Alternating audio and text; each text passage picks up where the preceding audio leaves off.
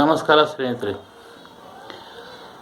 ಪ್ರತಿ ವರ್ಷ ನಾವು ಡಿಸೆಂಬರ್ 10ನೇ ತಾರೀಕಿನಂದು ಮಾನವ ಹಕ್ಕುಗಳ ದಿನ ಅಂತ ಆಚರಿಸ್ತೇವೆ. ಈ ಡಿಸೆಂಬರ್ 10 ಬಂತು ಅಂದರೆ ಸಾಕಷ್ಟು ಜನರು ಮಾನವ ಹಕ್ಕುಗಳ ಬಗ್ಗೆ ಮಾತನಾಡೋದನ್ನು, ಸಭೆ ಸಮಾರಂಭಗಳನ್ನು ಮಾಡೋದನ್ನು ನಾವು ನೋಡ್ತಾ ಇರ್ತೀವಿ. ಇವತ್ತಿನ ದಿವಸ ಸಾಮಾಜಿಕ ಜಾಲತಾಣಗಳಲ್ಲಿ ಒಂದು ಹವ್ಯಾಸವಾಗಿಬಿಟ್ಟಿದೆ. ಯಾವುದೇ ಒಂದು ವಿಶೇಷ ಸರಣಿ ಇರಲಿ, ಈ ಸಾಮಾಜಿಕ ಜಾಲತಾಣಗಳಲ್ಲಿ ಆ ಸರಣಿಯ ಕುರಿತಾಗಿ ಒಂದು ಟಿಪ್ಪಣಿಯನ್ನು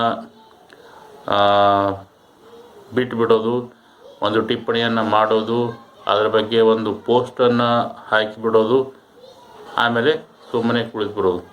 ಹಾಗೆಯೇ ಈ ಮಾನವ ಹಕ್ಕುಗಳ ದಿನ ಕುರಿತಾಗಿ ಕೂಡ ಜಾಲತಾಣಗಳಲ್ಲಿ ಸಾಕಷ್ಟು ನಾವು ಪೋಸ್ಟ್ಗಳನ್ನಾಗಲಿ ಟಿಪ್ಪಣಿಗಳನ್ನಾಗಲಿ ನೋಡ್ತಾ ಬಂದಿದ್ದೀನಿ. ಆದರೆ ನಮ್ಮ ಈ ಆಚರಣೆಗಳು ಅಷ್ಟಕ್ಕೆ ಸೀಮಿತವೇ ಅಂತ ಕೆಲವೊಂದು ಬಾರಿ ನಾವು ಪ್ರಶ್ನಿಸ್ಕೊಳ್ಬೇಕಾಗಿದೆ. ನಮ್ಮ ಈ ಆಚರಣೆಗಳು ಆ ದಿನಕ್ಕಷ್ಟೇ ಸೀಮಿತ ಆಗಿರಬಾರ್ದು. ಹಾಗಾಗಿ ನನ್ನ ಕೆಲವೊಂದು ವಿಚಾರಗಳನ್ನು ಈ ಮಾನವ ಹಕ್ಕುಗಳ ಕುರಿತಾಗಿ ವ್ಯಕ್ತಪಡಿಸಲಿಕ್ಕೆ ಇದೇ ಸಾಮಾಜಿಕ ಜಾಲತಾಣವನ್ನು ನಾನು ಬಳಸ್ಕೊಳ್ತಾ ಇದ್ದೀನಿ. ಅದಕ್ಕೆ ನಿಮ್ಮ ಪ್ರತಿಸ್ಪಂದನೆ ನನಗೆ ತೀರಾ ಅವಶ್ಯಕವಾಗಿದೆ. ಇಲ್ಲಿ ಮಾನವ ಹಕ್ಕುಗಳ ದಿನದ ಒಂದು ಪ್ರಾಮುಖ್ಯತೆಯನ್ನು ನಾನು ಹೇಳಬಯಸ್ತಾ ಇದ್ದೀನಿ.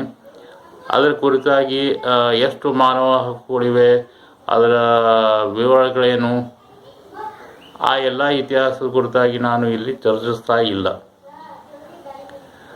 ಕೇವಲ ಒಂದೇ ಒಂದು ವಿಷಯ ನಾನು ಹೇಳಿ ಬಯಸ್ತಾ ಇದ್ದೀನಿ. ಇದು ಸಂಯುಕ್ತ ರಾಷ್ಟ್ರ ಸಂಘ ಅಂದರೆ UN, ಯುನೈಟೆಡ್ ನೇಷನ್ಸ್ ಆರ್ಗನೈಸೇಷನ್ 1948ರಲ್ಲಿ ಡಿಸೆಂಬರ್ 10ರಂದು ಈ ಮಾನವ ಹಕ್ಕುಗಳನ್ನು ಘೋಷಣೆ ಮಾಡಿತು. ಮಾನವರಿಗಾಗಿ, ಮಾನವರ ಒಂದು ಒಳಿತಿಗಾಗಿ ಈ ಹಕ್ಕುಗಳನ್ನು ಘೋಷಣೆ ಮಾಡಿತು. ಅಲ್ಲಿಂದ ಇಲ್ಲಿಯವರೆಗೂ ಯಾವ ರೀತಿ ಮಾನವರಿಗಾಗಿ ದುಡಿತಾ ಇದ್ದಾರೆ, ಆ ಒಂದು ಇತಿಹಾಸವನ್ನು ನಾನು ನೋಡ್ಕೊಳ್ತಾ ಅಂದರೆ ನನಗೆ ಅನಿಸಿದ್ದು ಕೆಲವು ವಿಚಾರಗಳನ್ನು ನಾನಿಲ್ಲಿ ವ್ಯಕ್ತಪಡಿಸಲಿಕ್ಕೆ ಪ್ರಯತ್ನ ಮಾಡ್ತಿದ್ದೀನಿ. ಇದು ಒಂದು ಸಾರಾಂಶ ಅಷ್ಟೇ. ಇವತ್ತಿನ ದಿವಸ ನಾವು ಏನು ನೋಡ್ತಾ ಇದ್ದೀವಿ ಅದರ ಒಂದು ಟಿಪ್ಪಣಿ ಅಂತ ನೀವು ಅನ್ಕೋಬಹುದು. ಈ ಮಾನವ ಹಕ್ಕು ನಮ್ಮ ಜೀವನದಲ್ಲಿ ಎಷ್ಟು ಅವಶ್ಯಕ ಇದೆ ಅನ್ನೋದ್ರ ಕುರಿತಾಗಿ ಇದರಿಂದ ನಿಮಗೆ ಅರ್ಥ ಆದರೆ ಸಾಕು. ನನ್ನ ಈ ಒಂದು ಸಂದೇಶ, ನನ್ನ ಈ ಒಂದು ಪ್ರಯತ್ನ ಸಾರ್ಥಕ ಆದ ಹಾಗೆ. ಪ್ರತಿಯೊಬ್ಬರ ಜೀವನದಲ್ಲಿ ಹಕ್ಕು ಬಾಧ್ಯತೆಗಳು ಇರಬೇಕು. ಆ ಹಕ್ಕು ಬಾಧ್ಯತೆಗಳು ನಮಗೆ ಯಾವಾಗ ಸಿಗ್ತವೆ, ನಾವು ನಮ್ಮ ಕರ್ತವ್ಯಗಳನ್ನು ಸರಿಯಾಗಿ ಮಾಡಿದಾಗ ಮಾತ್ರ ಆ ಹಕ್ಕು ಬಾಧ್ಯತೆಗಳನ್ನು ನಾವು ಪಡೀಲಿಕ್ಕೆ ಅರ್ಹರಾಗ್ತೇವೆ. ಇದನ್ನು ಪ್ರತಿಯೊಬ್ಬ ವ್ಯಕ್ತಿ ಕೂಡ ಅರ್ಥ ಮಾಡ್ಕೋಬೇಕು. ಸ್ಥಳೀಯ ಮಟ್ಟದಲ್ಲಾಗಿರ್ಬೋದು, ರಾಜ್ಯ ಮಟ್ಟದಲ್ಲಾಗಿರ್ಬೋದು, ರಾಷ್ಟ್ರೀಯ ಮಟ್ಟದಲ್ಲಾಗಿರ್ಬೋದು ಅಥವಾ ಅಂತಾರಾಷ್ಟ್ರೀಯ ಮಟ್ಟದಲ್ಲಾಗಿರ್ಬೋದು, ಯಾವುದೇ ಮಟ್ಟದಲ್ಲಿ ನೀವು ಹಕ್ಕು ಬಾಧ್ಯತೆಗಳ ಪ್ರತಿಪಾದನೆ ಮಾಡ್ತೀರಿ ಅಂತ ಅಂದರೆ ನೀವು ಆ ಮಟ್ಟದಲ್ಲಿ ಕರ್ತವ್ಯನಿಷ್ಠರಾಗಿರಬೇಕು. ಅಂದಾಗಲೇ ಮಾತ್ರ ನೀವು ನಿಮ್ಮ ಹಕ್ಕುಗಳನ್ನು ಪ್ರತಿಪಾದಿಸಲಿಕ್ಕೆ ಅರ್ಹರಾಗ್ತೀರಿ, ಇಲ್ಲ ಅಂತಂದರೆ ಇಲ್ಲ. ಈ ನಿಟ್ಟಿನಲ್ಲಿ ನಾನು ಕೆಲವೊಂದು ಚಿತ್ರಗಳ ಮೂಲಕ ಕೆಲವೊಂದು ವಿಚಾರಗಳನ್ನು ವ್ಯಕ್ತಪಡಿಸಲಿಕ್ಕೆ ಪ್ರಯತ್ನ ಮಾಡ್ತೀನಿ.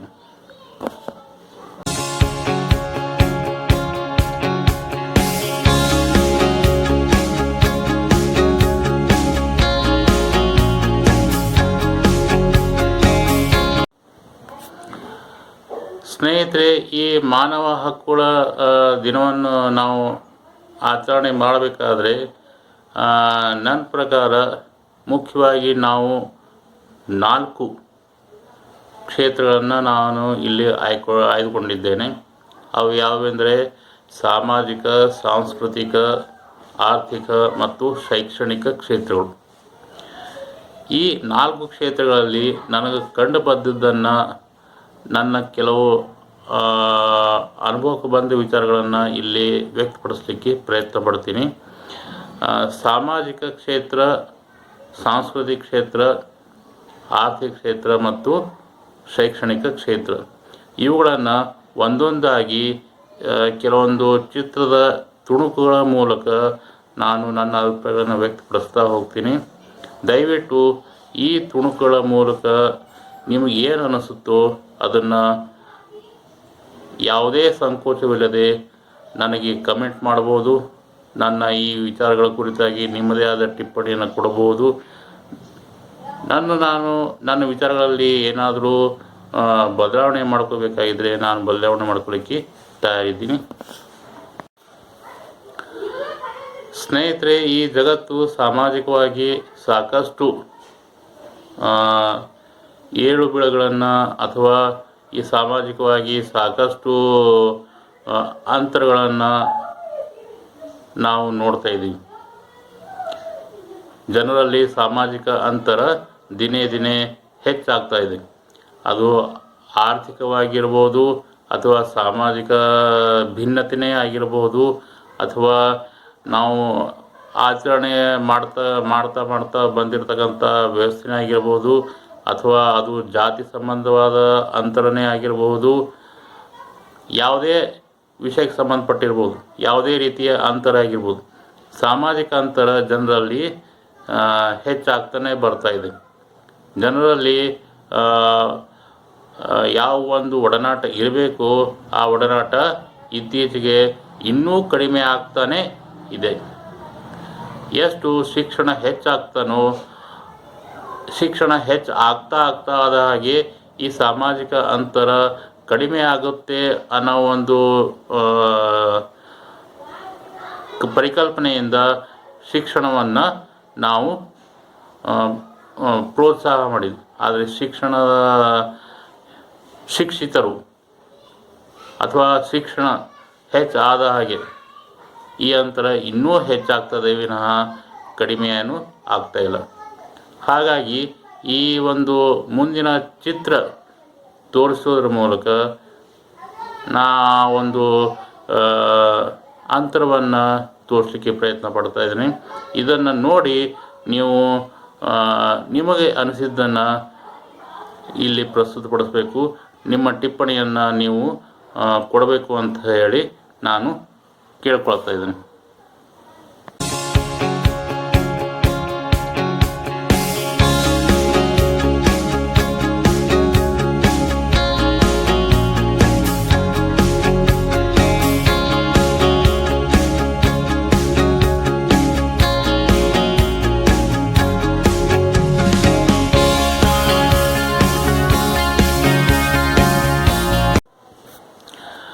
ನೋಡಿದ್ರಲ್ಲ ಸ್ನೇಹಿತರೆ, ಹೀಗೆ ಸಾಮಾಜಿಕವಾಗಿ ಜನರು ತಮ್ಮಲ್ಲೇ ಒಡನಾಟವನ್ನು ಕಡಿಮೆ ಮಾಡಿದ್ದಾರೆ. ಜಾತಿ ಆಗಿರ್ಬೋದು, ಧರ್ಮದ ನಿಮಿತ್ತ ಆಗಿರ್ಬೋದು, ಅಥವಾ ತಮ್ಮದೇ ಆದ ಔದ್ಯೋಗಿಕವಾಗಿಯೇ ಇರಬಹುದು, ಅಥವಾ ನಗರವಾಸಿಗಳು ಗ್ರಾಮವಾಸಿಗಳಂತಲೇ ಆಗಿರಬಹುದು, ಯಾವುದೇ ರೀತಿಯಿಂದನೇ ಇರಲಿ ಸಮಾಜ ಒಂದು ಒಡಕು ಸಮಾಜವಾಗಿ ನಿರ್ಮಾಣವಾಗ್ತಾ ಇದೆ, ಒಗ್ಗಟ್ಟಿನ ಸಮಾಜವಾಗಿ ನಿರ್ಮಾಣ ಆಗ್ತಾ ಇಲ್ಲ. ನಮ್ಮ ಉದ್ದೇಶ ಈ ಸಮಾಜ ಒಗ್ಗಟ್ಟಿನ ಸಮಾಜವಾಗಿರಬೇಕು, ಒಡಕಿನ ಸಮಾಜ ಆಗಿರಬಾರ್ದು ಅಂಥೇಳಿ ನಮ್ಮ ಒಂದು ಉದ್ದೇಶ ಇದೆ. ಹಾಗಾಗಿ ಈ ಸಮಾಜ ಎಷ್ಟು ಮಟ್ಟಿಗೆ ಒಡಕಿನ ಸಮಾಜ ಆಗ್ತಾ ಇದೆ ಅಷ್ಟು ಮಟ್ಟಿಗೆ ನಮ್ಮ ಒಂದು ಶಕ್ತಿ ಕುಂದುತ್ತಾ ಹೋಗುತ್ತೆ. ಹಾಗಾಗಿ ಆ ನಿಟ್ಟಿನಲ್ಲಿ ನಮ್ಮ ಪ್ರಯತ್ನಗಳು ಸಾಗಬೇಕೇ ವಿನಃ ಒಡಕಿನ ಕಡೆ ಸಾಗಬಾರ್ದು, ಒಗ್ಗಟ್ಟಿನ ಕಡೆ ನಮ್ಮ ಏಳಿಗೆ. ಸ್ನೇಹಿತರೆ, ಆರ್ಥಿಕವಾಗಿ ನಾವು ನೋಡೋದಾದರೆ ನಮ್ಮ ದೇಶ ಸ್ವತಂತ್ರ ಸಿಕ್ಕಾಗಿನಿಂದ ಇವತ್ತಿನವರೆಗೂ ನಾವು ಗಣನೆಗೆ ತಗೋದಾದರೆ ಸಾಕಷ್ಟು ಪ್ರಗತಿಯನ್ನು ಸಾಧಿಸಿದೆ. ಆದರೂ ಕೂಡ ಕೆಲವೊಂದು ವಿಷಯಗಳಲ್ಲಿ ಇನ್ನೂ ಹಿಂದೆ ಉಳಿದಿದೆ ಅಂತ ನಾನು ಹೇಳಿ ಬಯಸ್ತೀನಿ. ಖಾಸಗೀಕರಣ ಒಂದು ರೀತಿಯಲ್ಲಿ ನಮಗೆ ಉಪಯೋಗಕಾರಿ ಆದರೂ ಕೂಡ ಎಲ್ಲ ಕ್ಷೇತ್ರಗಳಲ್ಲೂ ಕೂಡ ಖಾಸಗೀಕರಣ ಉಪಯುಕ್ತವಾದುದಲ್ಲ ಅಂತ ನನ್ನ ಒಂದು ಅಭಿಪ್ರಾಯ. ಇದಕ್ಕೆ ಸಾಕಷ್ಟು ಉದಾಹರಣೆಗಳನ್ನು ಕೊಡಬಹುದಾದರೂ ಕೂಡ ಈ ಒಂದು ವೇದಿಕೆಯ ಮೇಲೆ ಅದನ್ನು ಪ್ರಸ್ತುತಪಡಿಸೋದು ಉಪಯೋಗ ಇಲ್ಲ. ಹಾಗಾಗಿ ಅದನ್ನು ನಾನು ಇಲ್ಲಿ ತರಲಿಕ್ಕೆ ಬಯಸ್ತಾ ಇಲ್ಲ. ಒಂದೇ ಒಂದು ಮಾತು, ಖಾಸಗೀಕರಣ ಎಲ್ಲ ಕ್ಷೇತ್ರಗಳಿಗೂ ಕೂಡ ಉಪಯುಕ್ತ ಆದುದಲ್ಲ. ಇದು ಮಾತ್ರ ನನ್ನ ಅಭಿಪ್ರಾಯ ಸ್ಪಷ್ಟವಾಗಿ ಹೇಳ್ತಾ ಇದ್ದೀನಿ. ಆದರೆ ಆರ್ಥಿಕವಾಗಿ ಎಲ್ಲ ಕ್ಷೇತ್ರಗಳನ್ನು ನಾವು ನೋಡೋದಾದರೆ ಬಡತನ ಇನ್ನೂ ಕೂಡ ತನ್ನ ತಾಂಡವ ನೃತ್ಯವನ್ನು ಆಡ್ತಾ ಇದೆ ಅಂತ ನಾನು ಈಗಲೂ ಕೂಡ ಹೇಳಲಿಕ್ಕೆ ಬಯಸ್ತಾ ಇದ್ದೀನಿ. ಸಾಕಷ್ಟು ಪ್ರಮಾಣದಲ್ಲಿ ಔದ್ಯೋಗಿಕವಾಗಿ ಎಲ್ಲ ಕ್ಷೇತ್ರಗಳು ಬೆಳವಣಿಗೆ ಹೊಂದಿದರೂ ಕೂಡ, ತಾಂತ್ರಿಕವಾಗಿ ಎಲ್ಲ ಕ್ಷೇತ್ರಗಳು ಬೆಳವಣಿಗೆ ಹೊಂದಿದರೂ ಕೂಡ, ಎಲ್ಲ ಕ್ಷೇತ್ರಗಳಲ್ಲಿ ತಂತ್ರಜ್ಞಾನ ವಿಜ್ಞಾನ ಬಳಸ್ಕೊಳ್ಳಲಾಗ್ತಾ ಇದ್ದರೂ ಕೂಡ ಆರ್ಥಿಕವಾಗಿ ಇನ್ನೂ ಕೂಡ ನಾವು ಮುಗ್ಗಟ್ಟನ್ನು ಎದುರಿಸ್ತಾ ಇದ್ದೀವಿ. ಆ ಆರ್ಥಿಕ ಬೆಳವಣಿಗೆ ಎಲ್ಲರಿಗೂ ಕೂಡ ತಲುಪ್ತಾ ಇಲ್ಲ. ಹಾಗಾಗಿನೇ ಆ ತಲುಪುವಿಕೆಯ ಕಡೆ ನಾವು ಗಮನ ಹರಿಸಬೇಕಾಗಿದೆ. ಇವತ್ತಿನ ದಿವಸ ಆರ್ಥಿಕ ಬೆಳವಣಿಗೆ ಯಾರ ಒಂದು ಜೇಬನ್ನು ಸೇರ್ತಾ ಇದೆ ಅನ್ನೋದು ಗುರುತಿಸಬೇಕಾಗಿದೆ. ಆ ನಿಟ್ಟಿನಲ್ಲಿ ಒಂದು ಚಿತ್ರವನ್ನು ಪ್ರಸ್ತುತಪಡಿಸ್ತಾ ಇದ್ದೀನಿ. ಇದು ಯಾವುದೇ ವಿರುದ್ಧವಾಗಿ ನಾನು ಈ ಚಿತ್ರವನ್ನು ಪ್ರಸ್ತುತಪಡಿಸ್ತಾ ಇಲ್ಲ. ಆದರೆ ಆರ್ಥಿಕವಾಗಿ ಹಿಂದುಳಿದಿರ್ತಕ್ಕಂಥ ಜನರ ಒಂದು ಸ್ಥಿತಿಗತಿ ಏನಿದೆ, ಇದನ್ನು ಇನ್ನೊಂದು ದೃಷ್ಟಿಯಲ್ಲೂ ಕೂಡ ನಾವು ನೋಡಬಹುದು. ಆರ್ಥಿಕವಾಗಿ ಅವರು ಮುಂದಿರಬಹುದು ಅಂತ ಅಂದ್ಕೊಳ್ಳೋಣ. ಆದರೆ ಇನ್ನೊಂದು ದೃಷ್ಟಿಯಿಂದ ನೋಡೋಣ, ಸುರಕ್ಷತೆಯ ದೃಷ್ಟಿ. ಈ ಮುಂದಿನ ಚಿತ್ರದಲ್ಲಿ ಏನು ನಾನು ತೋರಿಸಲಿಕ್ಕೆ ಬಯಸ್ತಾ ಇದ್ದೀನಿ, ಆ ಒಂದು ಚಿತ್ರದಲ್ಲಿ ಸುರಕ್ಷತೆ ಅಂದರೆ ಏನು ಅನ್ನೋದ್ರ ಕುರಿತಾಗಿ ಕೂಡ ನಾವು ನೋಡ್ಕೋಬಹುದು. ಅಲ್ಲಿ ಜನರು ಕೆಲಸ ಮಾಡ್ತಾ ಇದ್ದಾರೆ. ಆ ಕೆಲಸಗಾರರ ಒಂದು ಸುರಕ್ಷಾ ನಿಟ್ಟಿನಲ್ಲಿ ಯಾವ ಒಂದು ಕ್ರಮ ಕೈಗೊಳ್ತಾ ಇದ್ದೇವೆ ಅದ್ರ ಬಗ್ಗೆ ಕೂಡ ನಾವು ಸಾಕಷ್ಟು ವಿಚಾರ ವಿನಿಮಯ ಮಾಡಿಕೊಳ್ಬೇಕಾದ ಅವಶ್ಯಕತೆ ಇದೆ. ಹಾಗಾಗಿ ಆರ್ಥಿಕತೆ ಜೊತೆಗೆ ಈ ಸುರಕ್ಷಾ ವ್ಯವಸ್ಥೆ ಕೂಡ ಸಾಕಷ್ಟು ನಾವು ವಿಚಾರ ಮಾಡಬೇಕಾಗಿ ಇವತ್ತಿನ ದಿವಸ ಅದರ ಅವಶ್ಯಕತೆ ಕೂಡ ಇದೆ ಅಂತ ನನ್ನದೊಂದು ಅಭಿಪ್ರಾಯ ಇದೆ.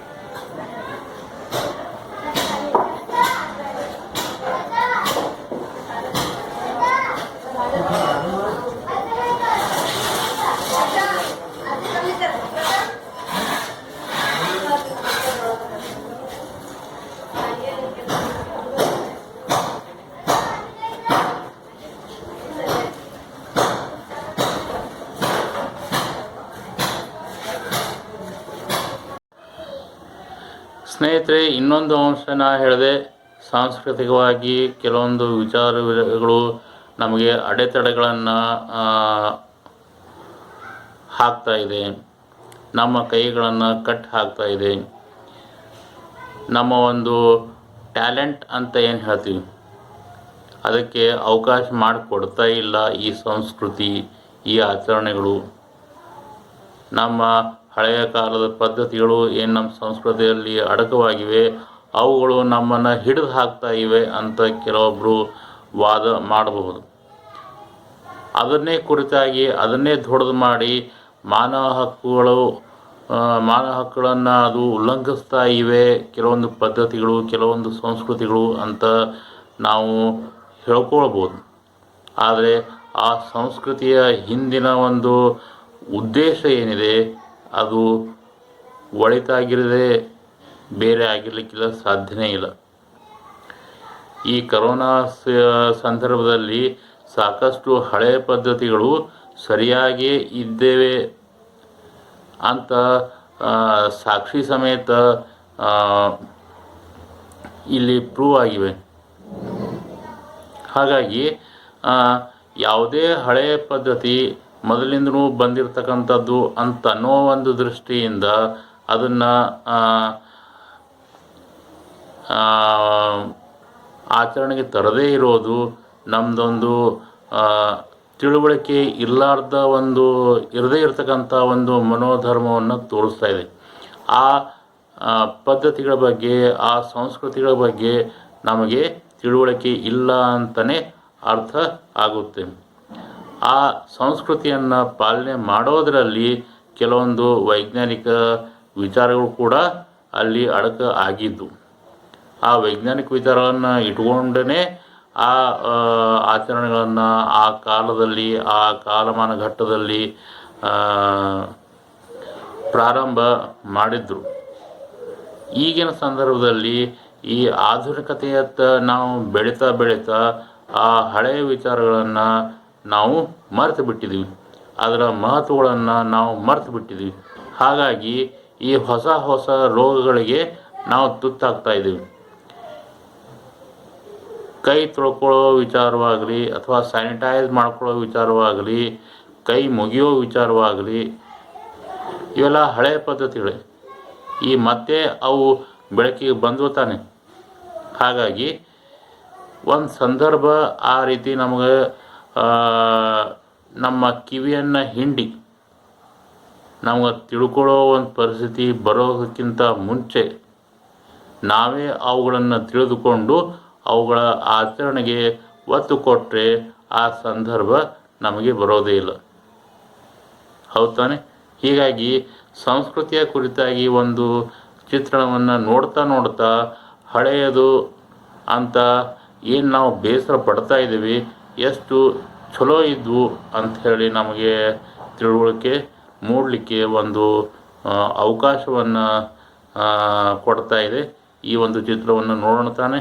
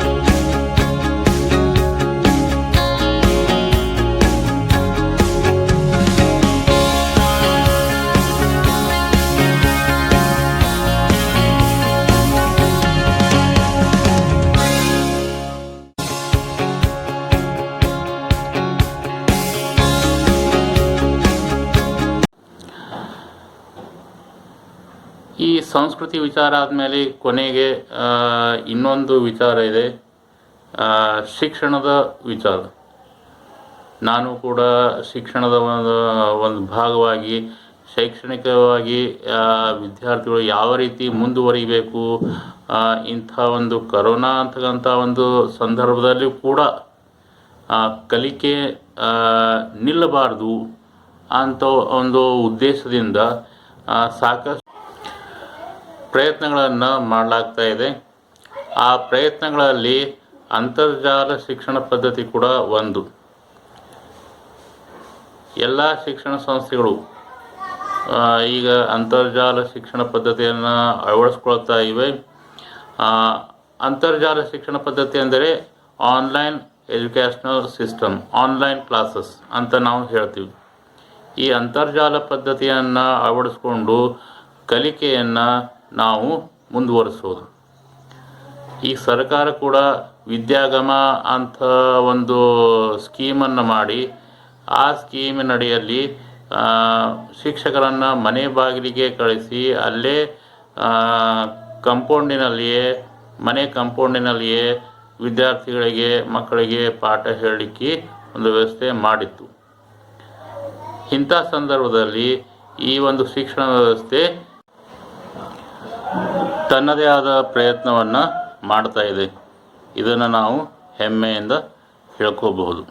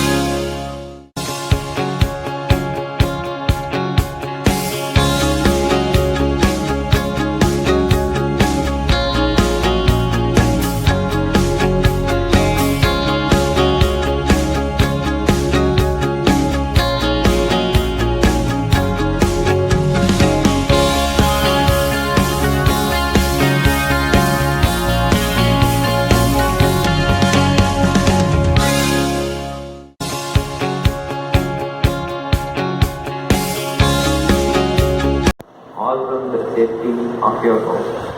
Free access to all the live classes and content, grades 1 to 12 and other courses courses. Or? Yes, sir. Shine, come on. Let's think of education as a means of developing our greatest abilities. Because in each of us there is a private hope and dream, which fulfilled can be translated into benefits for everyone and greater strength for our nation.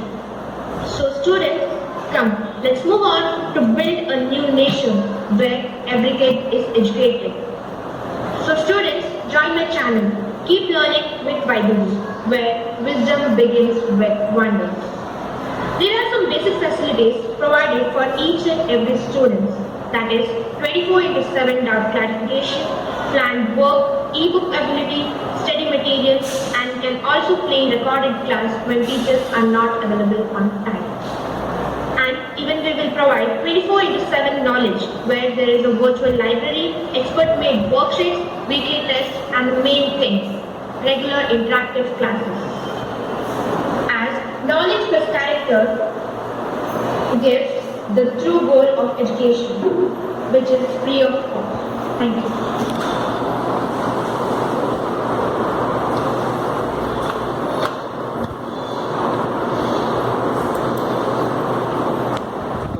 Thank you. Start. Yes, sir.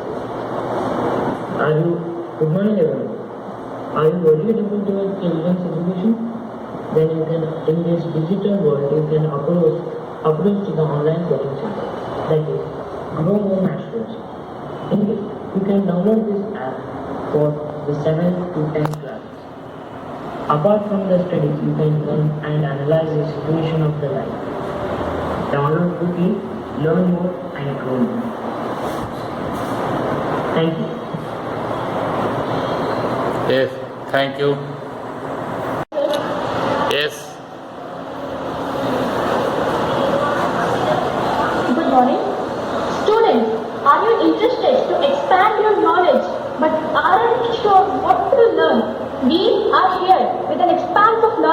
and information.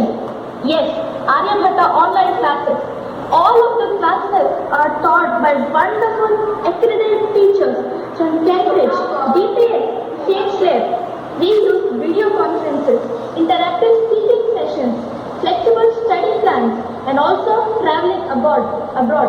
Come, be a part of the Aryabhata online classes and make your future bright. Thank you.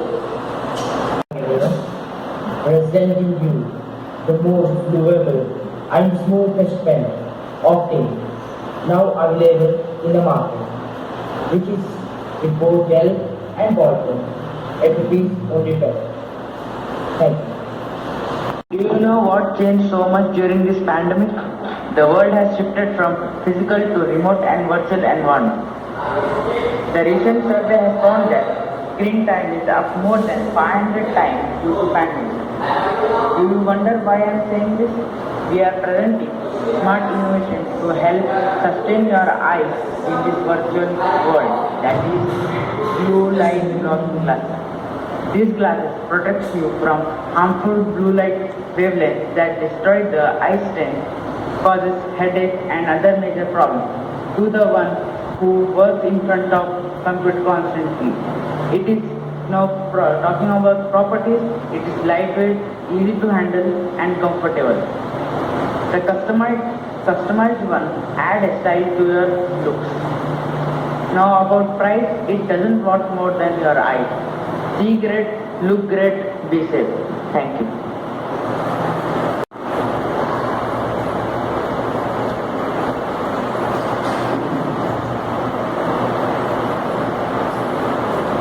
Okay, nice.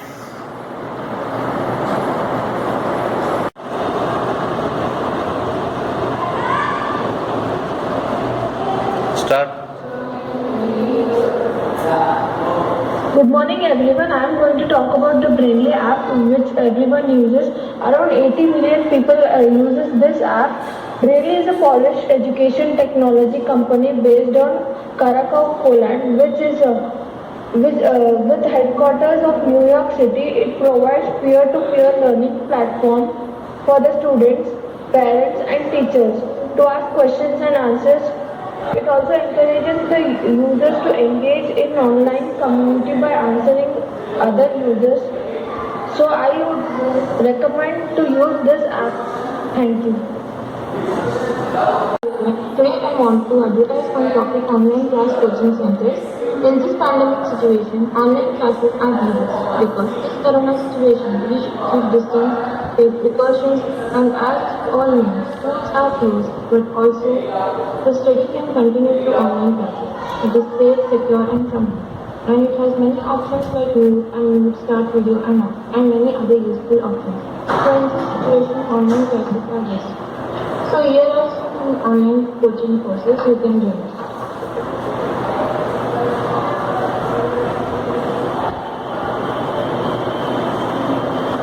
Okay. Finish. In the coaching class, when I'm Malik, I'm a learner and I'm a student. In this coaching, I learned how to win with grace but never lose faith. I learned that victory is best shared and sorrows are well left. I learned how to ride the highs. I learned how to ride the lows. Every day, every class, it has taught me to carry the weight of billion budding dreams. This is not just an online coaching class. This is not just an online coaching class. It's a reminder to never stop learning. Keep learning with unique unique life. This is Sanya here encouraging you to join the class. I hope you will surely learn something innovative, new and better. Have a memorable day with lots of love. Thank you.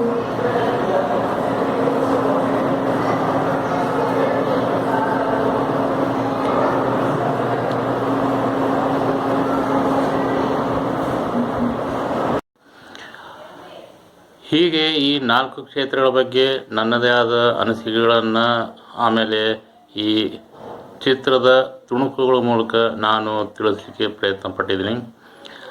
ಏನಪ್ಪ ಇದು ಮಾನವ ಹಕ್ಕುಗಳ ಬಗ್ಗೆ ಪ್ರಾರಂಭ ಮಾಡ್ತಾ ಮತ್ತಿನ್ನೇನೇನೋ ವಿವರಣೆ ಕೊಡ್ತಾ ಹೋಗಿದ್ದಾರೆ ಅಂತ ಅಂದ್ಕೋಬಾರ್ದು.